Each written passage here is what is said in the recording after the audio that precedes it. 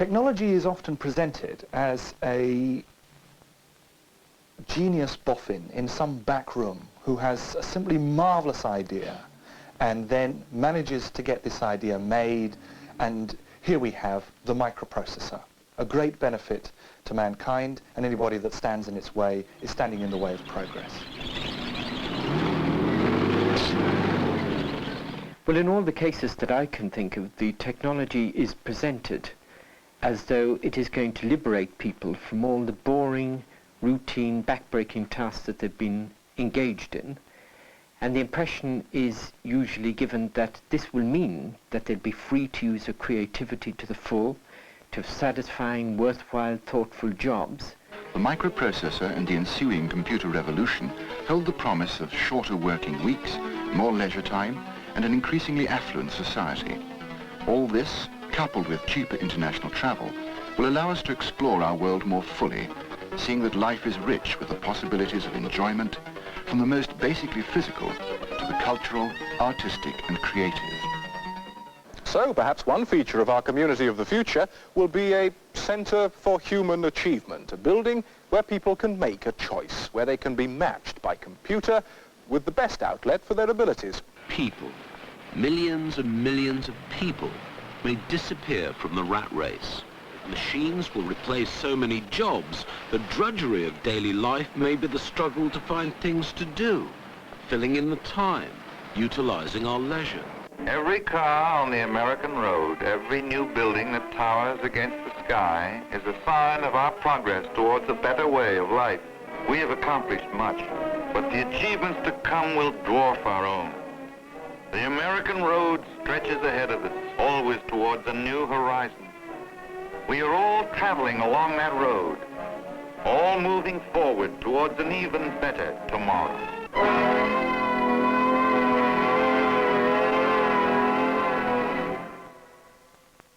It's implied that this is part of an inevitable progress, that it's automatically going to improve the quality of our working lives, that it is progress in the widest sense of the word that's going to lead to greater prosperity, and so on. Progress. For the future. Progress. From the past. Moving forward. Progress. It's getting better. Progress. It's getting better in every way. For tomorrow. From today. We can make it. We can make it, and we know how. We can take it. Progress. Now.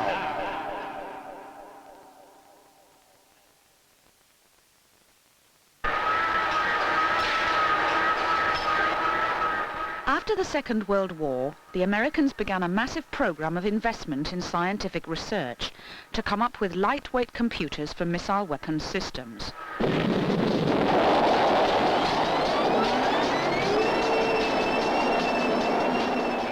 Out of this research was born a revolutionary new technology, the computer on a silicon chip. It was cheaper, faster and more reliable than the first computer systems, and big companies rapidly recognized the potential of microelectronics.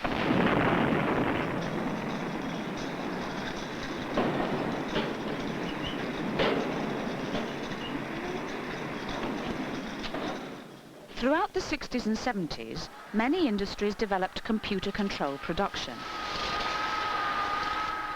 In Japan, America and Europe, the big companies worked towards the fully automated factory, serviced by automated warehousing, distribution and retail systems. Please keep it quiet, studio. We're trying to camera rehearse. Meanwhile, back in Britain, we are told of the dire consequences if we do not introduce these new technologies. Countries which get in quickly on the robot revolution will reap tremendous rewards. Those who lag back will become steadily less competitive. And if we do not invest in word processing and, as I said, these other areas in the way that I described, then we will simply not be competitive. If we don't move now, and move very, very quickly, both large and small companies alike, I think we run a major risk of losing competitiveness. We still have time to stay in this race if we run very hard now? They seem to be presenting it as inevitable. We cannot stop it. We must get in this race. Britain must be in this race or else we'll be left behind. You know, this race has already been won by America and Japan. I mean, even if we join this race, no way can we hope to keep up with these people. Have we got to join this race? At the moment, there is a severe crisis of profitability within industries in Western countries. They're having to put more and more capital, more and more people to extract the same amount of profit from the production process. The Conservative Political Centre sees microelectronics as the way out. They say, the semiconductor revolution offers a way out of the multiple crises we face. Lord Spence, in the House of Lords, explains why. Silicon chips do not belong to unions. They do not go on strike. They do not ask for more and more pay. They do not need holidays, nor heated offices, nor tea breaks. They are very reliable and do not make mistakes. They need very little space in which to function. They are very cheap. They use very little energy. And they are here now, waiting to be brought into use. We are now in a period in which production itself is being reorganized to bypass, to squeeze out labor from the productive process, whether it's production on a factory, whether it's in an office. And microelectronics is a key technology at the moment to enable the capitalists to squeeze out or to regiment labor much more. They're eliminating human energy and human intelligence by machines. And the reason they do this is they believe that by reducing labor costs, that is the wages that are paid to the workers, that will render their industry more efficient. In the United States today, productivity has become the status of almost a major ideological war. Management raises the flag of increased productivity. The workforce is supposed to salute. Very often the question, however, is not productivity, but one of control. That is, management would like to exert increased control over the workforce in the long run to maximize profit. Well, naturally, it's plain to see, progress means productivity. You must be crazy if you disagree with profitability. In the automobile industry in the United States, the Society of Manufacturing Engineers predicted that in the building of automobiles by 1985, 1 out of every 5 jobs would be replaced in the direct assembly of a car by robots. And they went on to say that by 1995, 1 out of every 2 jobs would be replaced by robots. Take a bow, T3. Here, Cincinnati Millicron, a robot manufacturer, explain in their publicity film why robots are so attractive for their customers in the car industry. You don't need to write any programs, punch tapes, or perform complex calculations. All you do is use the handheld teach pendant you see here to guide the robot from point to point. It performs the most repetitive, monotonous tasks day in, day out, without complaint. Never tires, never needs a break. It's never absent, and based on a 2-year payback, 3 shifts a day, it works for about $6 an hour, no fringes. And to tell the robot what to do at a particular point, you just use the alphanumeric keyboard shown here. It's a deliberate design of machines and systems to remove decision-making from the worker and to transfer it to another point in the organization where it's far more easily controlled. The idea is to take a job where formerly a worker may have had quite a bit of discretion in the timing of the job. For example, a job done on a bench where you have a lot of different parts and you build a sub-assembly. This job is then put on a transfer line where workers and robots are alternated. So all of a sudden you find that your workmates on either side and across from you are robots. But the problem is more than one of just not having anyone to talk to. You may begin to talk to the robots after a point. The problem becomes one of the pace of work is set by the mechanical arms on either side. These arms are programmed at a Central Methods laboratory by time study engineers. So work where you formerly had some control over the pace or the method of operation, those decisions are completely removed. And you find yourself literally trapped between mechanical arms programmed by someone else. You might ask, why are there people there in the first place? And that's strictly an economic decision right now because sight and feel for robots haven't been perfected to the point where this is economically feasible right now. So that's the sole worth of a human being in the system. But it's not only engineering industries that new technology manufacturers have their eyes on. Information. Businesses besieged by it. All kinds of equipment have been required to manage it, until now. Now, with Wang's new integrated information system, one person very simply can perform data processing, word processing, high-speed image printing, and worldwide communication. If Wang can create all this today, who knows what the future holds? Well, the future for a lot of office workers looks very uncertain, because one of the main targets of new technology is the office. At present, about a quarter of the American workforce work in offices, and half of the entire workforce work in handling information in some form or other. During the 1970s, US industrial productivity rose 90%, while office productivity rose a meagre 4%. That's mainly because at present they invest over 12 times as much in industrial machinery as they do in office machinery. But the big companies plan to change that by automating the information industry, as this Xerox film explains. Let us begin our inquiry with technology. It's all here, right now, and functioning usefully for Xerox customers. Document creation given new speed and sophistication. High-speed copying, high-speed printing, document transmission, electronic storage and retrieval, digital and image, and more, much more. Impressive. If the technology is here, can the system be far behind? The main reason why microelectronics is affecting the office area is because it's a very labour-intensive area of work, and most managements regard this labour as unnecessary and expendable and would dearly like to get rid of it if they could, because it doesn't seem to be productive.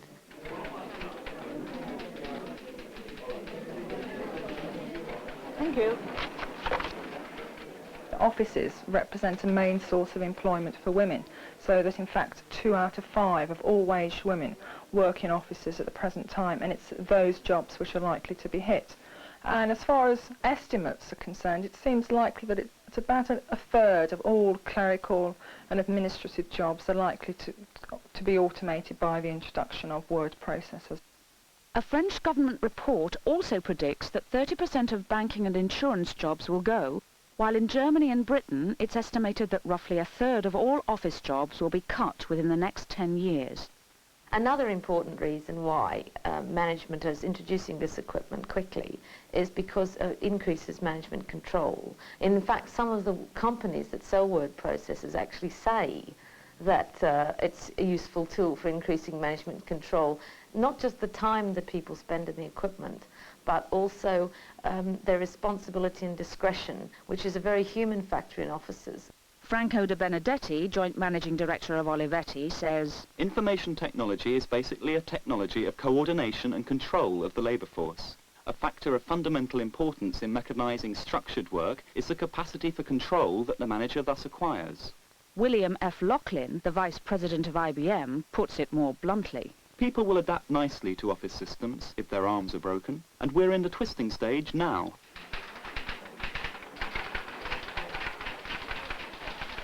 Companies are trying to increase the amount of time spent on expensive equipment, because although this equipment is very, very cheap as computers go, it's dearer than a typewriter.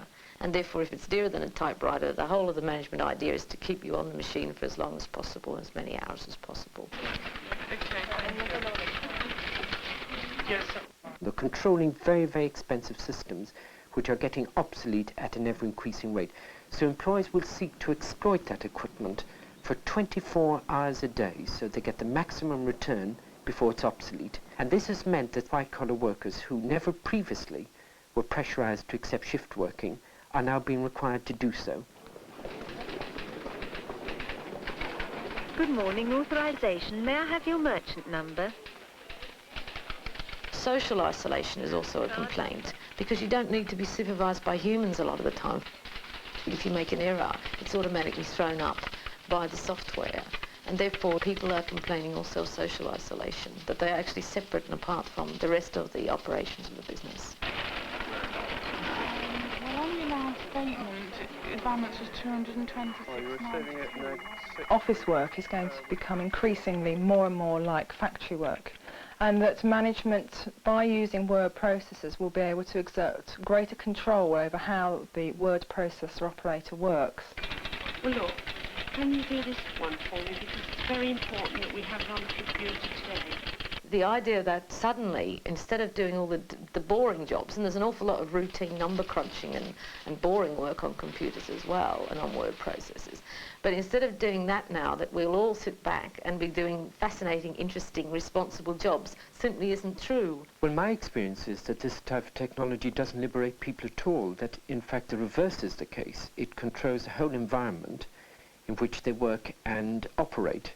In the field of white-collar work, for example, there are computer-aided design systems for architects, where the architects can no longer think of all the type of architectural elements they might use, but where they're confronted almost like children with a Lego set. They can make a pleasing pattern out of a few little elements, but they can't change the elements because they're said to have been optimized.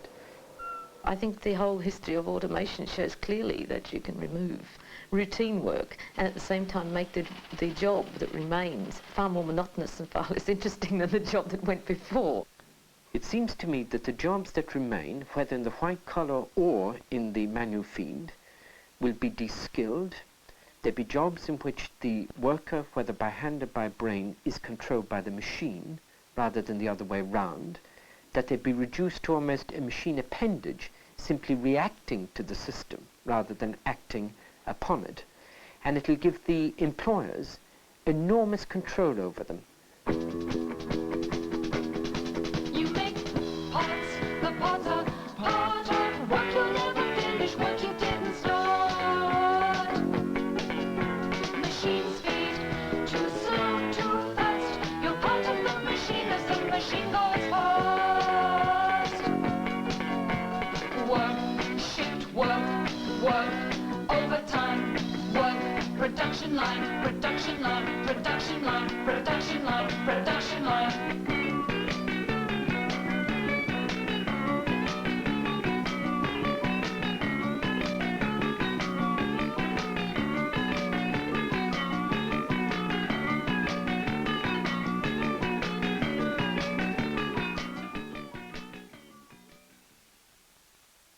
In each case where a new technology emerges, if you like, from the laboratory, the first question to ask is a political question, namely, for what purposes is this technology to be used? New technologies that allow you to shed labour could create a situation where the people who own the factories where they're being applied can make an enormous profit with fewer people who, all right, are better paid, but the real price is paid by society because the people who are displaced by the new technology become unemployed, they have to be paid for out of taxation, and society then moves towards the social disruption that comes from high technology. The prospect of a long-term dramatic increase in unemployment is predicted in 3 recent reports. Sussex University estimate that by the end of the 80s, unemployment will rise to 3.4 million. Cambridge Economic Policy Group estimate 4.6 million. And Astom's estimate 5.2 million. But there are those who think this anxiety is mistaken. I do totally disagree with the whole thesis that we're heading for 6 million unemployed. I think it's rubbish. I think it's rubbish, and I think it's dangerous talk to give people the idea that there's any base in reality for that if we behave sensibly. Those who behave sensibly accept their own unemployment as the price for higher productivity and profitability for the big companies. What I only wish we could persuade the trade unions to accept is that higher productivity is the friend of full employment. But many organisations in Britain and abroad have their doubts about this and have brought out reports examining the long-term implications of new technology. In the past, we've seen slumps. But the danger today is not cyclical unemployment as a result of a slump, but built-in structural unemployment as a result of a radical change of the industry in terms of the technology used. In the past, when workers have been replaced by machines, it's been limited to a certain sector of the economy. For example, in the 19th century in the United States, the farm was mechanized, but at the same time, workers were drawn into industry. In the late 40s and 50s, when automation became popular as a concept, workers were displaced from certain areas of the factory, but at the same time they were pulled into the white-collar sector. But today, with the microprocessor, we're seeing a form of technology that affects every productive application in the society. One very good example of the lack of awareness on the whole range of industries and services that are going to be affected was shown up in Bradford at Thorn Electrics, who make colour televisions, and again they were automating the way they make them. And so they had to lay off 2,000 women, but they decided that they would at least try and retrain some of them. So about 200 of them have been retrained at a local college at the expense of the Manpower Services Commission to be typists, because there's a lot of insurance companies in Bradford. And so you can imagine the situation. These women who've lost their job, now been retrained, proud owners of a typing certificate, marching boldly to the new insurance company, doubtless to meet the women coming out who've just been replaced by word processors, which have automated the work that they've done. Surely there must be a better way than what is going on, because if society, this is just my opinion, if we go like we are doing, we're going to end up with an awful lot of time in our hands and no money. And that's not funny. We have pieced together our model community of the future, a town which has embraced technology wholeheartedly and taken full advantage of all it has to offer. And leisure is something in which everyone in our community will be encouraged to get involved. A leisure complex in every town, containing craft shops, sports facilities, entertainment centres, and hotels. We will create a much more humanistic society, because basically all the hard work that needed to be done to keep our bodies alive will be done by the robots. If the robots can do the work for us while we lie around in the sun, why not let them? All of these nice little suggestions have one big problem: how do you pay for them? All this stuff about leisure or increased education or whatever is absolutely meaningless given the present way our society is organised. There is no mechanism for distributing the wealth other than through the wage. And like if people are outside that wage structure, then they haven't got anything. It doesn't just get shared out. We don't, let's all get richer without some definite intervention to try and distribute the wealth. And there's absolutely no sign that there's any thought or intent to do that. It's all right talking about leisure. They talk about leisure, you know, but leisure to me, unless you've got money to enjoy leisure, it's just forced idleness.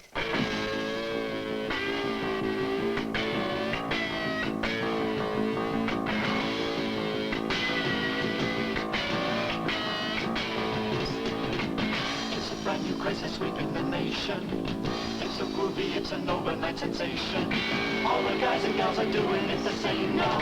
I love to queue up every week to put my name down. Signing on, signing on. Zap yourself into inactivity. Yeah. The Department of Employment and Productivity. Yeah.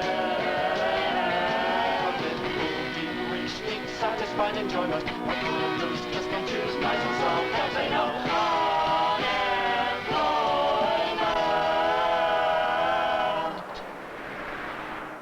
The rise in unemployment over the last 5-6 years particularly, the acceleration of Britain's decline as an economic power and all that has gone with it, have meant that there is a degree of fatalism in the trade union movement, I think on a scale which hasn't existed since the 1930s. People that you don't expect to accept redundancies without a fight are tending to sit back and accept redundancies without a fight. I think it's very important not to totally believe all the doom and gloom, because this implies, if one accepts mass unemployment as inevitable, it implies that nobody is able to control either the society or indeed even their individual workplace. If we once allow the complexity of technology to be used as an excuse for not retaining democratic control, then a huge and growing chunk of our future is abstracted from democratic control, and then you move towards a technocratic domination of society, which is one of the real dangers that science, which began as the liberator of man, could end up enslaving man by putting its power at the disposal of those who already own our factories or own our newspapers, our television stations, and in this way impose a tyranny in the guise of liberation.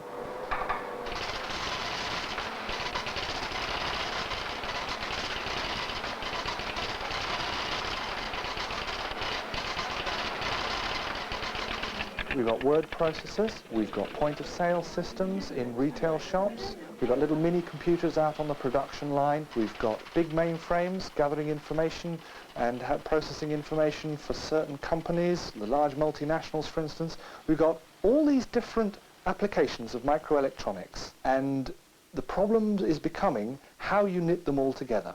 Because fundamentally the microelectronics is being introduced so that the multinationals can organize their very diversified empires. They're empires that are spread all over the globe, one at the same time, so that they're able to know what happens at their production plant in Hong Kong, and they're able to know in their New York headquarters as it happens. July 1409. I'll revert later, okay? Right. When we have word processing systems or office systems or data processing systems linked together in different towns and cities and countries by telecommunication systems, it'll be possible if there is a strike, say in London, that management could transmit the work via the telecommunication system to, say, Edinburgh. The ability to run a plant while workers are on strike is also a very real danger. This is as a result of the design of technology to minimize the need for skill or for human experience. This occurred at the Washington Post in the middle 70s, where management issued a series of ultimatums to the union, precipitated a strike, and then was able to destroy the pressmen's union through the ability to operate the plant while the pressmen were on strike for close to 4 months. In America, this is now known as electronic scabbing. But to scab electronically, you have to control the communication networks. The driving force behind the convergence of these technologies is increased control for the major multinationals. And they themselves are fighting about who is going to control these networks as they're set up. The battles are going to become quite literally across the whole of the Western world. Out of that battle will emerge one or at the most two corporations who will between them have control of what will in the future be a major means of handling information. And then we'll be in a position where a primary life source is controlled by one corporation with enormous profits, with very few people, and it is able to call the tune for what future developments are.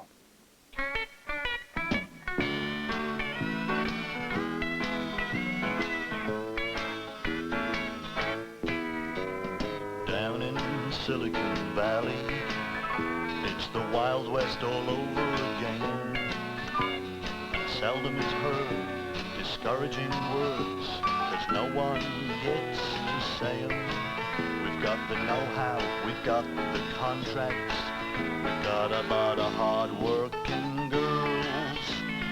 Yesterday we won the West, tomorrow we'll win the world. International control, that's what we dream of. Control of banking and business data systems, automated manufacture systems, stock storage and retail systems, broadcast entertainment systems, state surveillance and weapon systems, control of satellite telecommunication systems to tie up the whole little package. International control,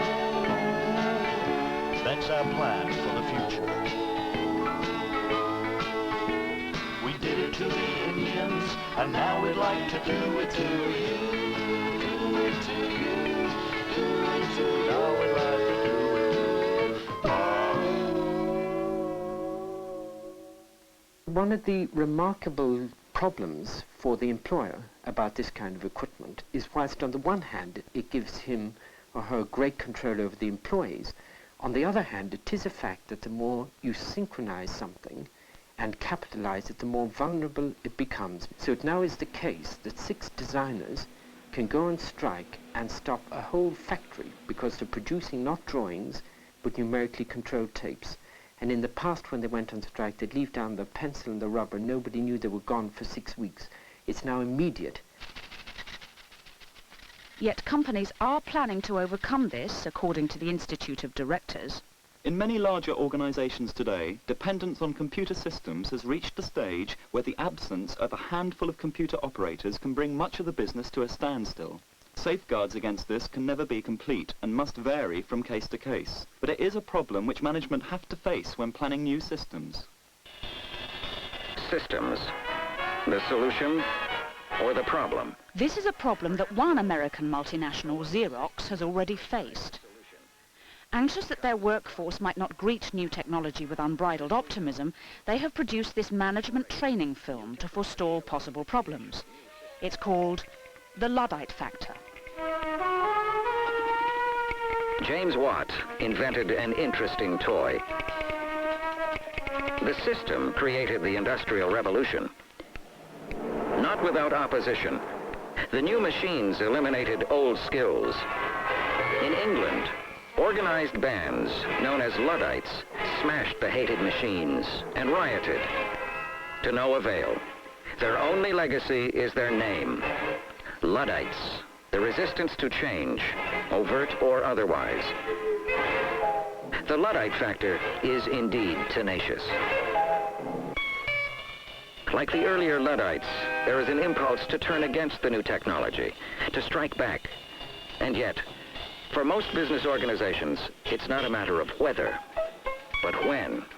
Frightening off resistance by labelling it Luddite is not only limited to company promotional films. The same message creeps into television documentaries too. Trade unions are shown as deeply suspicious of change, with their roots firmly entrenched in the past. In the early 19th century, the Luddites set out to destroy the machines which they thought would put them out of work. It was just the first manifestation of a general suspicion of technological innovation and change.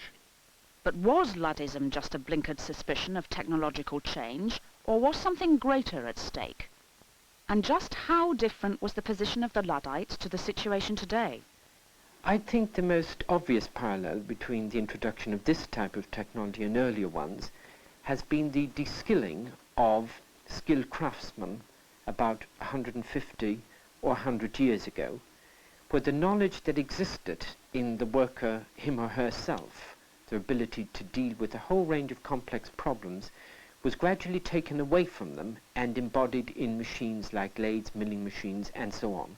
And that reaches its highest level in numerically controlled machine tools, where completely de-skilled workers do work that previously would have been done by a highly skilled worker.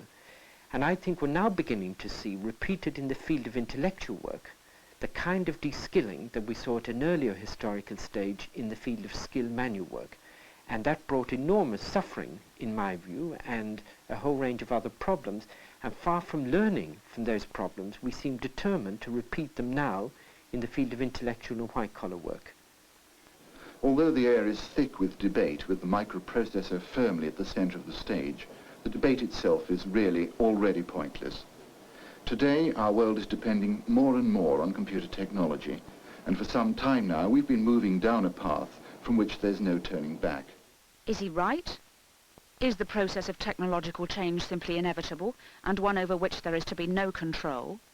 The only way to effectively deal with microprocessor technology and use it in a positive way is to be able to propose, not only to have to say no to the introduction of equipment, but to be able to have an input into the design and deployment and use of the technology itself. Technology was made by human beings, and if it's not doing for us what we want, then we have a right and a responsibility to change it. It's not given, it's not like the sun or the moon or the stars. It was designed by people, and we could design it differently. And I think this is where people have got to have confidence that even though they may not be a PhD in nuclear physics, they have the authority, the right to say to the man who's got a device, all right, it's interesting and thank you very much, but whether we apply it or not is a political choice between your idea and other options. We've got to understand that we do have a right to control the technology, but when you begin to try to exercise that control, invariably it is rooted in the large multinational corporations. Where that is the case, if effective resistance is built up in one country, they can move it to another. And in any case, they frequently move it to where labour costs are lowest or where the workforce is most docile. So I think there's a massive job to be done in terms of international trade union solidarity. One workforce that has responded internationally are the workers of the Ford Motor Company, one of the most global of all the multinational companies. In November 1980, trade union delegates from all Ford plants worldwide met for the first time in Valencia, Spain. The objective? To formulate a common strategy for bargaining with a company who traditionally have played one workforce off against another. The recently launched Ford Escort has been heralded as a world car, but for Ford workers, a world car means a world production line, with jobs, components and cars being shunted from one part of the world to another, seriously undermining national trade union bargaining power. Delegates pledge that in future, local disputes, wherever they occur, would be supported on an international level. Ron Todd, Transport and Channel Workers Union. Ron Todd, chairman of the UK Ford Negotiating Committee, has no doubts about the usefulness of this initiative. There is a greater need now for the workers of Fords across the world to get together, to coordinate our activities, to exchange our views on how we see the company operating across the world. Now, even more than ever, is there a need for that. The most important aspect of the Ford conference was that it challenged the whole concept of national competitiveness. For it was clear that more issues united them than divided them, but challenging the idea that nations must compete with each other is not easy. This is going to sound very selfish, but I think to most of our women, while they're in this struggle, fighting for their own survival, it's very difficult for them really to think of somebody in Asia fighting for their survival. I can understand this, but it doesn't help, because the struggle of the women in Asia is part of our struggle. It's possible to design equipment which is what I would call human-centered. That is to say that we regard human skill, ability, creativity and sheer enthusiasm as assets rather than liability. And we design the equipment around that rather than seeking to use the equipment to diminish and control it. So the real options, but it seems to me the options are not so much technological questions as political and ideological ones. What kind of society do we want? How do we want people to relate to production and each other? When we get that clear, then we can design equipment which will allow them to do that. I think this sense of that technology should give people that this is the moment when choices are to be made, rather than this is the moment when you must buckle down and accept the inevitable. This is the key question, and if you can get that straight, then the introduction or the discovery of microelectronics or any other new technology gives people a sense of freedom.